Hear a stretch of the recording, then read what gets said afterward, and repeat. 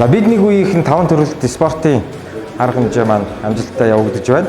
За өнөөдрийн арга хэмжээнд нийтдээ 3 сум, төвийн аймгийн төвийн 3 сургууль, нийтдээ эрэгтэй 6 баг, эмэгтэй 7 баг оролцож байна. Тэгээ өнөөдрийн бидний энэ зохион байгуулж байгаа арга хэмжээний гол зорилго маань бид нар 30 жилийн ойгоо бас манай 1-р сургууль санаачилж ихний арга хэмжээг зохион байгуулан хийж байна.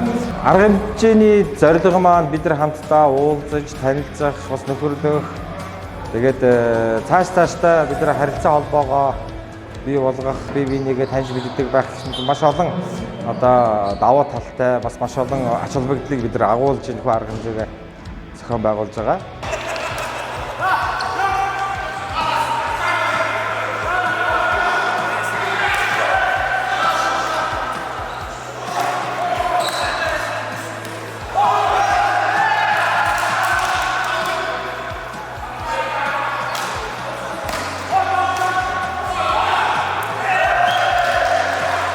Тэгээ өнөөдөр энд ирж оролцож цаг хол газраас зорж ирсэн хамтарч оролцож байгаа нийт бас хандив уугч тусалд дэмжиж оролцож байгаа бүх найз нөхдөдөө бүх үеийнхэндээ би бас зохион байгуулж байгаа комиссийнхаа нэрийн өмнөөс талархлаа илэрхийлье.